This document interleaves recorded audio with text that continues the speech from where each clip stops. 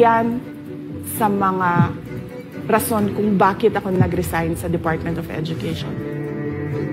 Hindi na ako papayag na sa susunod na taon, ganyan pa rin ang gawin nila at ako yung mananagot sa ginagawa nila. Kaya yan yung sinasabi ko, bakit pa tayo mag-question and answer dito para atakihin niyo ako? Ang masusunod lang naman sa budget, 2 tao lang. Diba?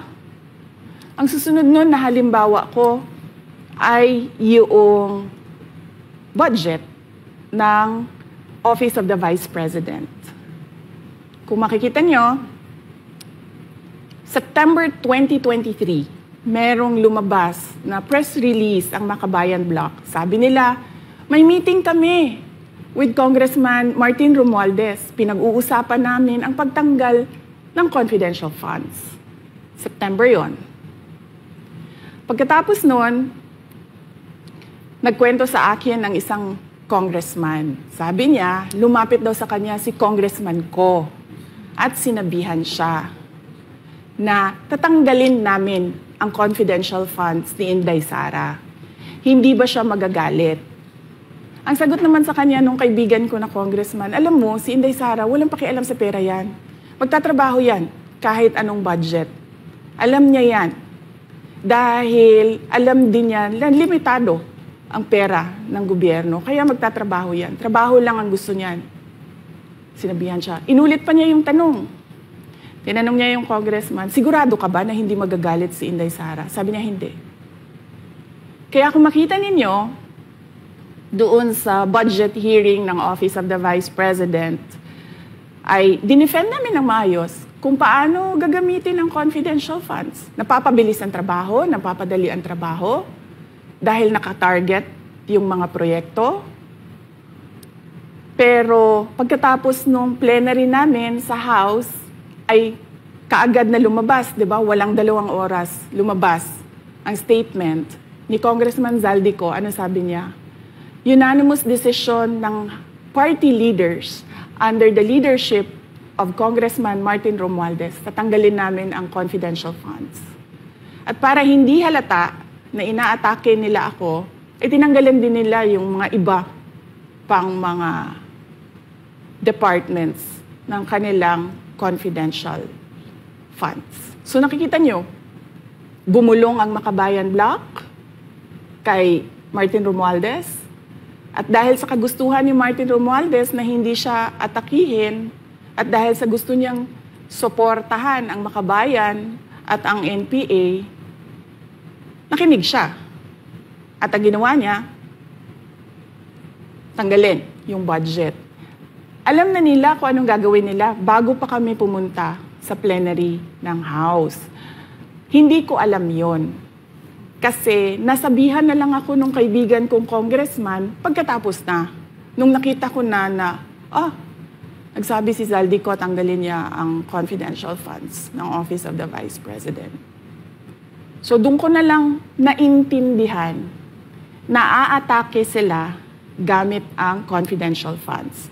Dahil sumunod nun, October, ay merong dated na October na audit memorandum ang Commission on Audit. Tapos meron silang October 3 na audit memorandum ang Commission on Audit. So sunod-sunod yun, makita mo. Naglabas ng press release ang Makabayan, nag-defend kami ng budget namin, nagsalita si Zaldico, lumabas ang mga AOM ng COA, September, October. Kaya yan din yung rason. Nung nakita na namin at na-confirm namin doon sa audit memorandum ng COA na ito na yon, confirmation ng pag-atake. Kasi hindi pa kami confirm doon sa unang tanggalin namin yung confidential funds sa OVP. Ang confirmation namin, noong nagba-budget hearing sila, at doon sa budget hearing, tinatanong nila, may AOM na ba? May AOM na ba? At nakita namin lumabas na. Yun yung confirmation namin na ito yung pag-atake. Kaya nung fourth quarter ng 2023, hindi na ginamit ng Office of the Vice President at ng Department of Education ang confidential funds. Kasi sabi ko sa kanila, kahit gaanong tamang gamit natin dyan, gagawan nila ng mali yan. Bubutasin nila yan at aatakihin tayo gamit ang confidential funds. At ang patutuon nito, kung makita ninyo, noong House hearing, noong August 27, 90% ng mga tanong, confidential funds. Kahit na 2024 at 2025, wala ng confidential funds ang Office of the Vice President. So yan yung explanation ko, mahabang explanation ko. Bakit pa tayo mag-question and answer?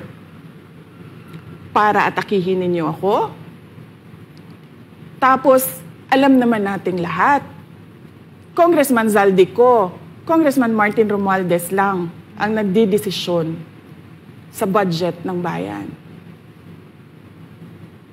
Madam Vice President, it seems na there's this great plan against you talaga to destroy you. And speaking of plan, kasi during the budget hearing po, may nagsabi kasi doon ng let's stick to our plan. And you also called that person po. Can you po share about this po? Ano ba tong plan talaga nila during this budget hearing? Oo. Doon sa budget hearing na nangyari noong August 27, nakita nyo na meron na silang nakahandang PowerPoint presentation, meron na silang nakahandang audiovisual presentation, meron na silang nakahanda na script na binabasa. At yung isa pa nga na congresswoman na sabi niya, wala akong panahon. Basta mahaba ito. Hindi ko mabasa letter per letter. Pero kung makita mo, may nakahanda siya na mga sagot sa mga sinabi namin sa Commission on Audit. Legal points na sinabi namin sa Commission on Audit. Bakit napakadelikado ng ginagawa na kinukuha ang mga dokumento ng hindi tapos at hindi final na audit. So kung makita mo, ganun yun, nakahanda sila. Makikita natin na let's stick to our plan at atakihin natin ito siya. Walang kinalaman sa kanyang Office of the Vice President 2025 budget proposal, kundi lahat ay may kinalaman sa confidential funds na matagal nang may kaso, 3 pa nga ang kaso sa Supreme Court, matagal nang pinapa-audit nila at nagko-cooperate kami doon sa audit. Kaya makikita ninyo kung ulit-ulitin natin yung nangyari noong House budget hearing noong August 27. Meron silang plano na gamitin yon para siraan ako. At hindi lang sila tumitigil dyan. Kung makita ninyo, ngayon naman nasa DepEd budget sila ng pagsira ng pangalan ko. Kahit wala akong kinalaman doon sa mga observations ng Commission on Audit, sinasabi nila na kasalanan ni Inday Sara yan. At going back po dito sa budget hearing, Madam Vice President, kasi mukhang hindi talaga nagustuhan ng mga kongresista ang inyo pong naging sagot at naglabas nga po sila ng kanilang statement about pa din dito sa confidential fund. And itong si Franz Castro, nagsabi siya dito nga daw ay posibleng ito ay isang impeachable offense. Ano pong reaction niyo dito? Hindi na bago ang usapin ng pag-impeach sa akin. Kung babalik tayo nung nakaraang taon, ay nagsalita na si Franz Castro noong November 2023. Nagsabi na siya, ay pinag-uusapan namin ang impeachment ni Inday Sara. At nagbigay siya ng mga basehan doon sa ipa-file daw nila na impeachment. Kaya tuloy-tuloy lang yan na pinag-uusapan openly diyan sa House of Representatives ang impeachment. At lagi nandyan sa gitna si Franz Castro sa usaping impeachment sa akin. Unang-una, walang misuse ng confidential funds, walang misuse ng funds ng Department of Education. Kaya ngayon, ay pinipilit nilang gawan ng basihan yung mga sinasabi nila na impeachment sa akin. Kaya hindi bago yan na pinag-uusapan ang impeachment. Kasama yan sa plano nila laban sa akin. Ma'am, regarding naman po dito, kasi sa plano daw po nila, ay bigyan kayo ng 0 or 1 peso budget ang OVP po. Kung sakaling mangyari po ito, ano ang magiging hakbang po?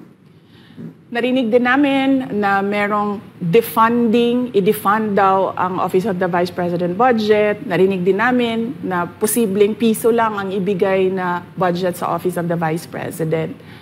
Handa ako sa Office of the Vice President na magtrabaho kahit walang budget. Maliit lang yung opisina namin, maliit lang yung operations namin, kaya kayang-kaya namin na magtrabaho kahit walang budget. Alam naman namin na kapartiyan ng pag-atake. Kaya kami, tutuloy-tuloy lang din kami sa kailangan namin gawin para sa bayan. Madam Vice President, panghuli na lang po, no? Sa kabila po ng nararanasan ninyo na pag-atake, kaliwat kanan, at ang kalagayan po ng ating bansa, ano po ang inyong mensahe sa ating mga kababayan? Unang-una mensahe ko sa ating mga kababayan, huwag silang magpadala sa ingay ng politika. Kung makikita natin sa kasaysayan, lagi talagang inaatake ang Vice President dahil siya yung tinitingnan ng mga tao na baka magiging sunod na presidente. So lahat ng mga gustong tumakbong presidente ay uunahin nila atakihin talaga ang Vice President. Kaya huwag sila magpadala sa ingay ng paninira at politika. Pangalawa, isa-isahin nila ang bawat papel sa budget ng 2023 at 2024 at 2025. At pangatlo, kailangan magkaisa tayo na tumulong sa mga nangangailangan. Dumadami ang naghihirap na mga pamilya. Dumadami ang nakakaranas ng gutom. Kaya kailangan tayo, kaya kami tutuloy din ang trabaho namin kahit walang budget. Dahil alam namin na yan yung pinaka-importante sa ngayon. Na matulungan yung mga kababayan natin na naghihirap at walang makain. Yan yung totoong problema ng bayan natin. Once again, ma'am, maraming salamat po sa pagkakataong pinagkaloob niyo po sa amin at nabigyang linaw po ang mga isyong ngayon na headlines po sa iba't ibang media. Maraming salamat po ni Madam Vice President. Thank you very much. Shukran.